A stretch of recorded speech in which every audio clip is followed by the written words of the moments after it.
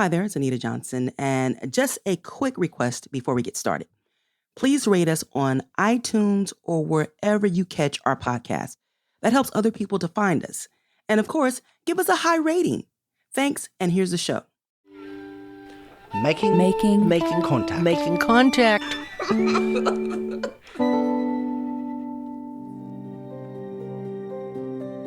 You're listening to Making Contact. I'm Lucy Kang. Trump 2.0's crackdown on immigration has been in the news pretty constantly since January, and it's carried out under the auspices of the Department of Homeland Security, which includes Immigration and Customs Enforcement, or ICE. The department was created in the aftermath of 9/11 and radically reshaped immigration enforcement in the United States in ways that we still see today. In light of all this, we wanted to bring you a story that touches on one person's experience of being caught in the anti-Muslim fervor after 9/11, how she became an organizer advocating for the rights of undocumented people, and what lessons that can teach us about avoiding burnout and doing social justice work so we can make it sustainable. This next piece comes to us by way of rework from the UCLA Labor Center. It took me years to start thinking about walking away from politics. I was really driven by my personal connection to the work. I had an opportunity to take some downtime that I had never had in my life, and I took basically 6 months off to think about what I wanted to do next that wasn't working on politics and working on immigration because I was so exhausted. I think there's a lot of people who had worked in progressive activism for years who basically left around the time of the Biden administration because we were burnt out and exhausted. I feel like we hear more and more about burnout. We're hearing more about rising anxiety. We are seeing athletes and celebrities take breaks for mental health. So how do we want to think about burnout, anxiety, the emotional and mental load when you're working in the social justice sector, especially when you have a personal connection to what you're fighting for? I'm Veena Hampapur, and I'm joined today by my friend George Chacon, who's Deputy Director of the Dream Resource Center. Thanks for co-hosting with me today, George. It is my pleasure, Veena. Thank you so much for inviting me to your space, and I just can't wait to talk a little bit more about our guest. So in today's episode, we speak with Ainee Athar about her pathway into immigrant rights work and later into climate justice work. These days, Ainee lives in the Bay Area, but she's originally from Pakistan. When I was 2 years old, my family decided to move to the United States. We are part of a religious community in Pakistan called Ahmadi Muslims, and Ahmadis are highly persecuted and experience a lot of violence and discrimination. Ainee's family moved around quite a bit in the 90s, and eventually when she was 7 years old, they settled down in a suburb of Houston. I grew up in a neighborhood in Southwest Houston called Alief. It's a common pit stop for recent immigrants. And there were also families who'd lived there for a long time that were Black and Latino.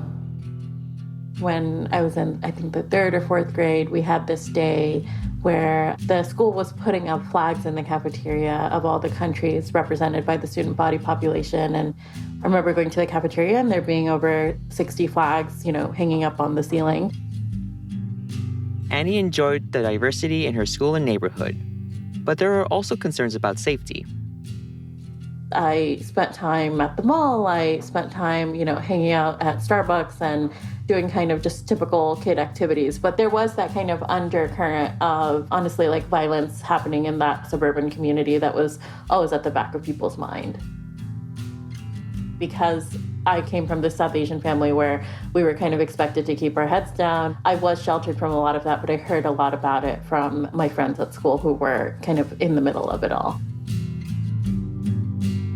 Ainee was just a kid when September 11th happened. She was 10 years old, but she noticed a change afterwards. When it comes to living in Alief, I was one of many Pakistani and South Asian students. After September 11th, there was definitely, even in that community, a shift. I remember students suddenly telling me that their parents didn't want me to talk to them anymore, that their parents had told them, you cannot be friends with Muslim kids anymore. I didn't really say anything, and I didn't talk to those students again, but it was just confusing. Ainee enjoyed reading classic dystopian novels like 1984 and Brave New World. In middle school, she started noticing how opportunities were different for her classmates. When I was in second grade, I was put in the gifted and talented track, and there were Black students, there were Latina students, and Asian students. There weren't a lot of white people that lived in A-Leaf, so there weren't that many of those. But by the time we got to around 7th or 8th grade, I looked around and I realized that almost all the Black and Latino students were gone. There were so many smart kids that I grew up with who ended up dropping out of high school or not getting to college, or getting involved with things like dealing drugs or gang violence. When I was in middle school, I got into competitive speech and debate. And it was another glimpse for me that was pretty important around inequality. You would go to these contests and see, wealthy kids from wealthy schools and the amount of support and resources they had. They would get to go to fancy training camps. They would stay at nice hotels. They would have the support of their parents who were volunteers. We were just like a group of very ragtag students in our crew, but we were very focused and determined and had some great coaching from teachers at the school. So we were often quite successful. Ainee's awareness of inequalities sparked an interest in social change. I grew up feeling very powerless, and I grew up watching a lot of people around me be very powerless because of the circumstances they were in. To hear about some of the home lives of my friends and the experiences they were going through with their families not being safe, as well as the experiences that I was having, was a really big catalyst for wanting to do something positive for the world. My own family experienced their own sorts of instability because we were very poor. We were struggling with our immigration case, and my mom could not work legally growing up. So I remember her taking these kind of under-the-table jobs at kiosks at the mall or taking care of people's children for a living. When Ainee was in high school, her family's H-1B application was rejected. There was nothing that we could ever point to and say that this was the reason it was rejected. But we do know that the scrutiny around Muslim men really changed after September 11th.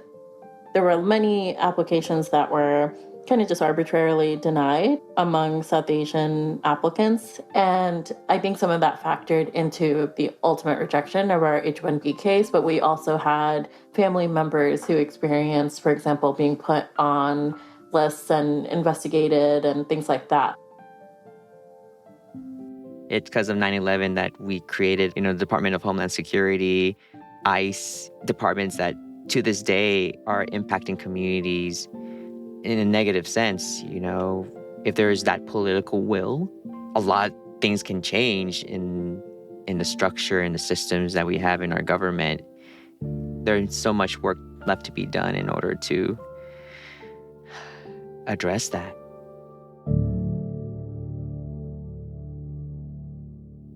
Ainee's family decided to apply for asylum.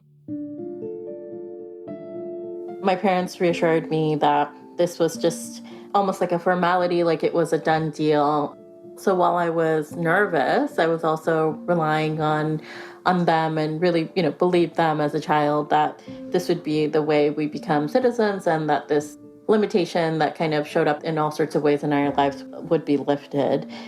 But they did hide the extent of what was going on with our family because, like any parents, they don't want to burden their children with these, difficult facts. When we were preparing for the case, I heard all these stories from both my parents and some other community members who were Ahmadi about the extent of the violence and discrimination that they faced in Pakistan. Some of the stories were pretty jarring, and it was very shocking to hear all of that. It really clicked for me what it meant if we were to be deported and to go back to that country. The uncertainty her family was facing really took a toll on Ainnee's emotional well-being. Honestly, in high school, I became very depressed. I think the stress of it all was pretty significant, but, no one really knew kind of what to do because a kid was stressed out about something like this, and I didn't really know how to put into words what I was experiencing either. But it was pretty detrimental to my mental health to realize what was going on and what were the stakes if this situation didn't go right. My family's community and social life was around the mosque, and no one really talks about challenges that they're facing. So no one was really talking about the challenges that they faced as immigrants, for example, after September 11th. And so while I grew up in this community where all these people, had all these things culturally in common and were bonding over religion, I felt at odds because we were going through this very significant experience and it didn't really seem like we were supposed to mention anything. My view of the world, I think, became very small, and I felt very frustrated about that. I was, 16, 17 years old, thinking about my own future and wanting to go to college, wanting to think about what career I could have and what kind of adult I wanted to be. And I felt so stymied. My choices were really limited by how our family's immigration case was playing out. I didn't even know if I could go to college. It felt like everything in my life had kind of come to a little bit of a halt. I'm just jumping in to remind you that you're listening to Making Contact. If you like today's show and want more information, or if you'd like to leave us a comment, visit us at our new website, focmedia.org. There you can access today's show and all of our prior episodes. And now, back to the show.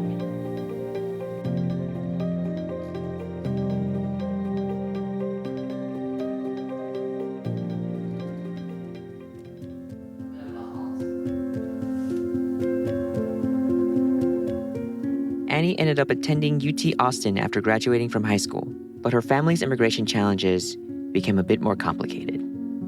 Our asylum case had initially been denied, and even the denial was kind of confounding to a lot of the lawyers that we saw. The success of your case, unfortunately, can depend on something as simple as who your judges assign. And so we saw a judge initially that had close to something like 97% rejection rate.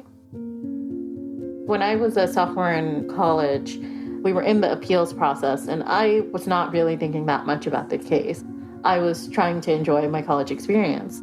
And I woke up one morning to a call from my sister. She was hysterical on the phone. ICE had come to our house in Houston and arrested my parents. There was a lawyer who had made a mistake in one of the papers that they had filed in the appeal, and I decided to essentially file deportation proceedings. We didn't know what the mistake was until this all happened, so we didn't have any kind of chance to correct it. My parents were detained and held in a facility for about 3 weeks. Those 3 weeks were pretty much a blur. It was such a traumatic and chaotic situation. All these reassurances that my parents had given me, I realized, were just their best efforts into making us feel better, and they didn't reflect the reality of how the immigration system actually worked.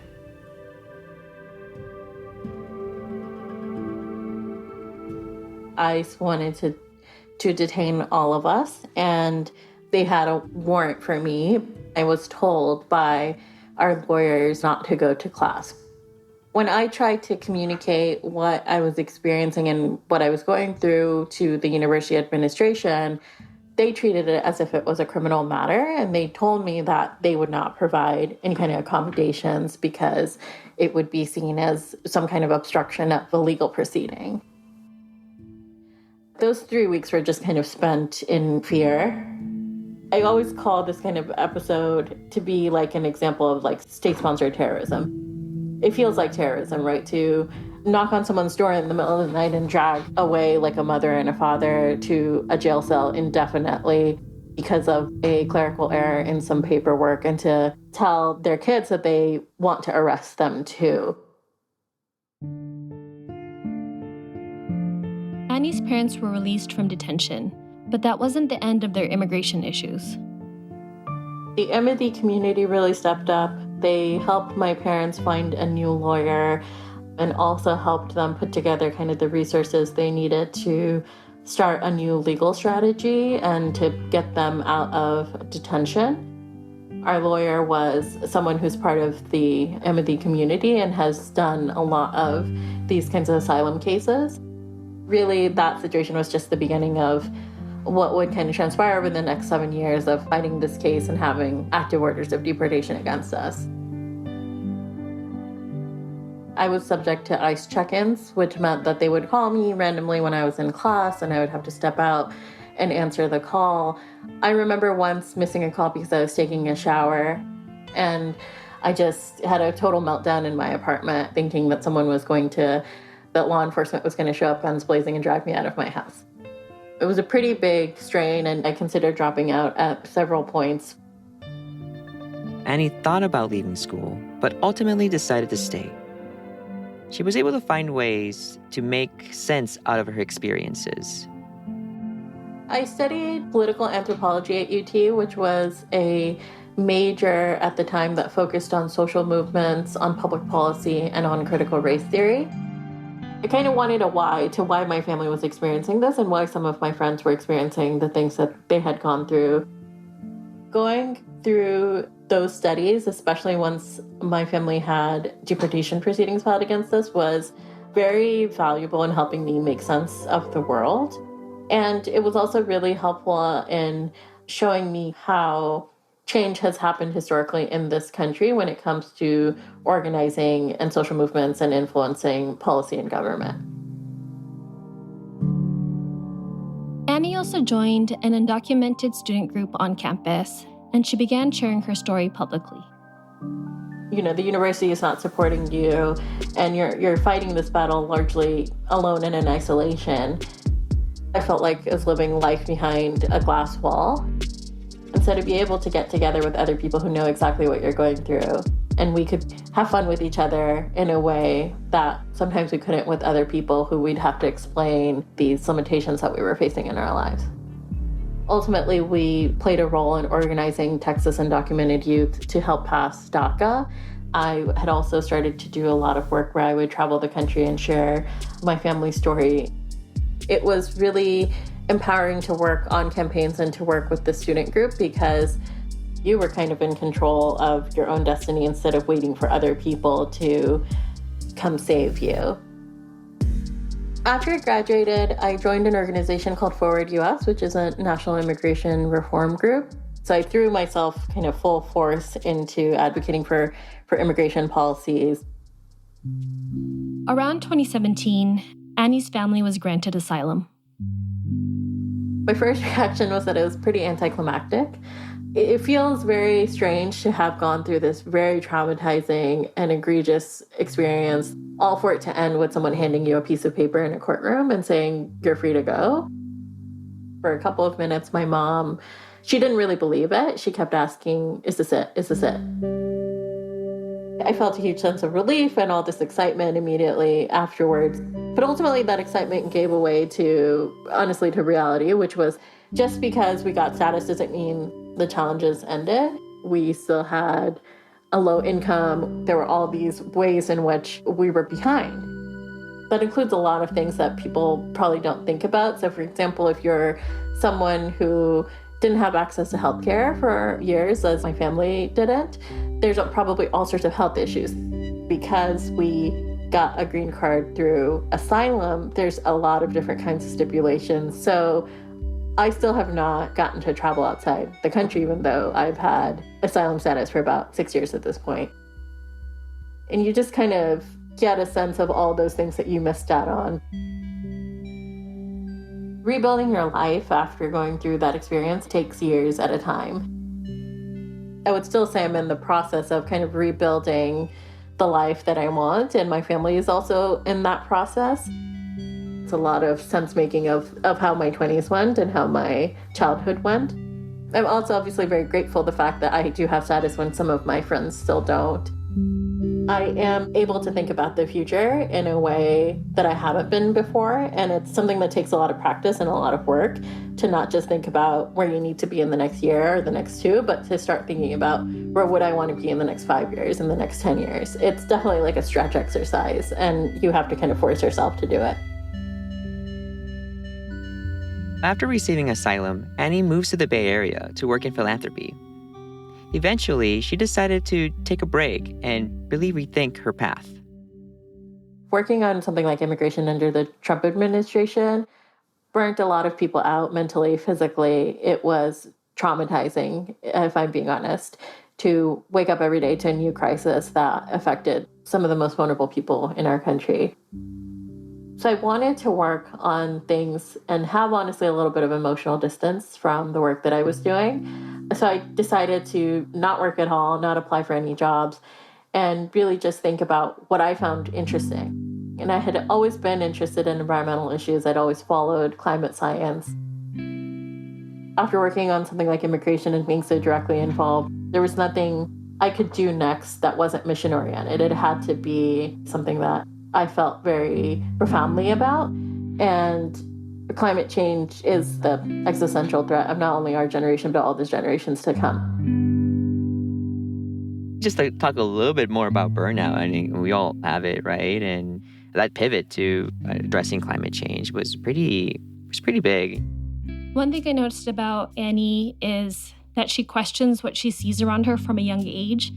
And then when she gets older, she's questioning herself, and she chooses to actually take a break from work and think about what she really wants to do. And that really stood out to me because that's something I've heard people talk about, but maybe not actually do. I really do admire her on that. It's pretty awesome. These days, Ainee is a student at the business school at Stanford. One of the reasons I decided to go to business school was because I realized I was very entrepreneurial. I figured that if I could get into a really good MBA program, I would go back to school. And if not, I'd just kind of figure out another way to transition into the climate space. Luckily, I did end up getting into a great program that is tackling both climate science and technology and policy all at the same time. I think the way that people talk about it and think about it is that the world is just going to get wiped out or everyone is going to live in peace and prosperity. And the reality is existing forms of inequality will become amplified in the coming years. It's not a case where we're all in this together. It's a crisis that is going to affect vulnerable people the most. It's not a question of can we solve it? It's a question of, can we solve it in a way that's inclusive of as many people as possible? Because the trajectory that we're on right now is that wealthy nations and wealthy people will not experience the brunt of it, but the rest of the world will. Part of the dynamic of being a directly impacted person in advocacy and philanthropy and all these kinds of industries is that a lot of the time the show is not being run by people who know the issue the best, know the people the best, know how to work on this the best. And I think over time, I've gotten more and more courageous and confident in being able to say, yeah, I don't have the same credentials as you, but I know that I can do this. I know I can fix this problem or take on this project or be in charge of this thing. I don't have the same profile as 90% of my class at Stanford, and that can be very isolating, but it also helps me look at problems in a very different way. Climate change, it is this opportunity to really transform the way that we do really basic things and the really fundamental aspects of our economy. And the power and the value I see in that is that we can build industries and policies in a way that are very inclusive and very equitable if we do it right. Unlike working on certain other social issues that feel very stuck, like immigration, in the climate space, what's really rewarding is that we're often looking ahead, and this opportunity to kind of get to build something new is very exciting to me, given that I have lived most of my life and career playing defense. One thing really struck me when listening to Ainee's story is just her ongoing reflection of the world happening around her. I was also just noticing her spelling out this emotional journey that she goes through. Right. And especially when she was young, it kind of drew me back when I was young and thinking about things like, tests and friends while, all this big earth-shattering stuff is happening around me. Yeah. We say things like kids are resilient, and I'm not saying they're not, but she really explains what it's like to grow up and live feeling a lack of agency, a lack of control. I think sometimes when we're talking about an issue or a problem someone's having, we can get caught up in the facts and what needs to be done versus the emotional toll it can take in the short term and in the long term. Right. How it can continue to impact you and the way you see life and what you choose to do, I think is really important to talk about, because these last few years have been... It's been hell. It's been hell. We can say it. We can say that. It's been one for the books for sure. Yeah. And I think we also see like the positive impact of community and what it's like when you actually get space to process, to be seen. If there's any younger listeners out there listening, it's okay to talk about these things and you don't have to go it alone. It's always good to have a community with you.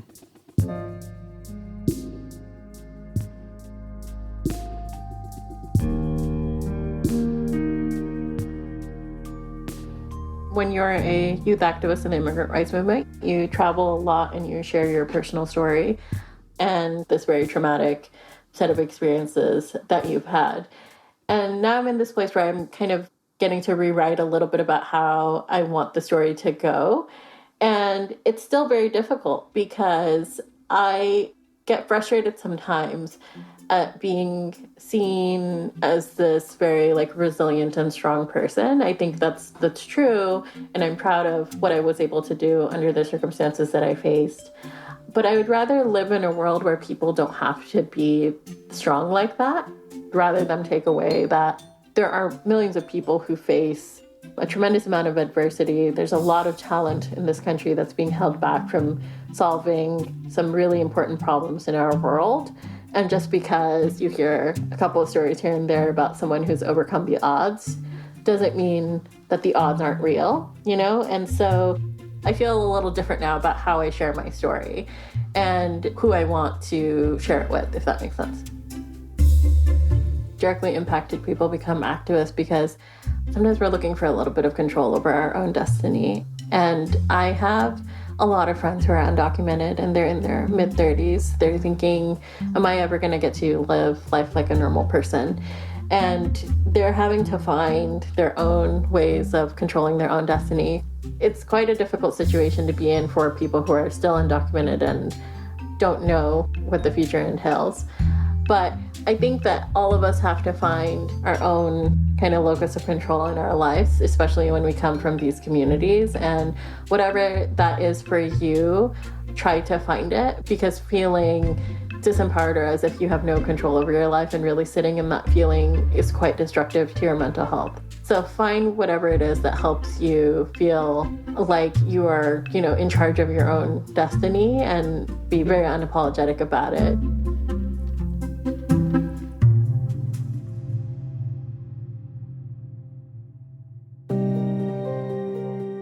That's the voice of Ainee Athar as heard on the show Rework from the UCLA Labor Center.